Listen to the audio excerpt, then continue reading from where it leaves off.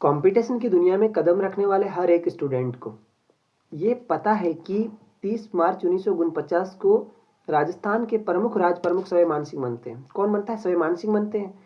उस सवाई मान सिंह राज प्रमुख बनते हैं। अब वो राज प्रमुख राज्यपाल में कैसे कन्वर्ट होता है, उसके पीछे भी एक लंबी प्रोसेस चली थी कि उस समय भारत के अंदर भी जो राज्यों का पुनर्गठन के प्रश्न को लेकर के डॉक्टर फजल अली, उस समय न्यायमूर्ति थे डॉक्टर फजल अली, उसकी अध्यक्षता के अंदर एक आयोग बनाया जाता है, फजल अली का आयोग। किसके लिए बनाया जाता है? कि राज्यों का पुनर्गठन करने के लिए, कि वापस राज्यों को करके एक देश कैसे, जो होता है ना, एक देश को कैसे किया जाए, एकीकरण देश का कैसे किया जाए, उसके लिए राज्य पुनर्गठन आयोग बनता है। उसके अंदर 3 सदस्य थे। कौन थे? एक डॉक्टर फजल अली स्वयं थे और उसके अलावा 2 सदस्य थे। उसको ट्रिक ये है कि फजल की हाइट में क्या है? पानी है, हृदय में पानी है।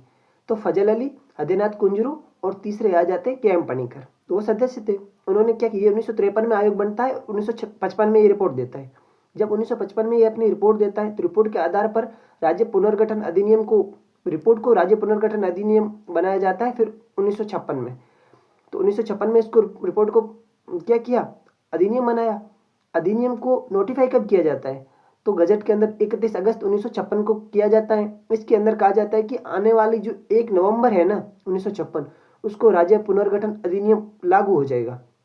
अब राज्य पुनर्गठन अधिनियम लागू हो जाएगा, जब लागू हो जाएगा उसके लिए संविधान के अंदर फिर एक संशोधन किया जाता है, 7वां संविधान संशोधन 1956 ये किया जाता है। इसको एक विधि मंत्रालय, 7वां संविधान संशोधन को विधि मंत्रालय जो होता है ना, 19 अक्टूबर 1956 को वो भी क्या करता है? नोटिफाई, इसको विधि मंत्रालय करता है, गजट के अंदर प्रकाशित करवाता है। और 19 अक्टूबर 1956 को ही 7वें संविधान संशोधन था, उसके ऊपर राष्ट्रपति की मंजूरी भी मिल जाती है। और देखो 19 अक्टूबर को राष्ट्रपति की मंजूरी मिली, 19 अक्टूबर को ही विधि मंत्रालय क्या करता है? इसको गजट में नोटिफाई कर देता है। इस चीज को, तारीख को याद रखो, 19 अक्टूबर को राष्ट्रपति की 7वें संविधान संशोधन को मंजूरी मिलती है और इसी 19 अक्टूबर को क्या होता है? विधि मंत्रालय इसको गजट में नोटिफाई कर देता है। कौन सा मंत्रालय करता है? विधि मंत्रालय करता है। उसके बाद में वो क्या कहता है कि 1 नवंबर को ये 7वां संविधान संशोधन लागू होगा। उसके बीच में एक डेट आती है जिसका, कौन सी? 25 अक्टूबर। 25 अक्टूबर को राजस्थान का प्रथम राज्यपाल डॉक्टर जो था सरदार गुरुमुख निहाल सिंह को क्या किया जाता है? नियुक्त किया जाता है। इस वर्ड को देखो, नियुक्त किया जाता है। राजस्थान का प्रथम राज्यपाल 25 अक्टूबर 1956 को डॉक्टर सरदार गुरुमुख निहाल सिंह को नियुक्त किया जाता है। नियुक्त किया, फिर शपथ लेगा 1 नवंबर को। तो प्रथम राज्यपाल शपथ कब लेता है? 1 नवंबर 1956 को शपथ लेगा। शपथ देते ही अपने राजस्थान से राज प्रमुख का पद समाप्त हो जाएगा, फिर राज्यपाल का रहेगा। समझे इस चीज को? राज्यपाल का पद रहेगा। गुरुमुख निहाल सिंह राजस्थान के प्रथम राज्यपाल थे।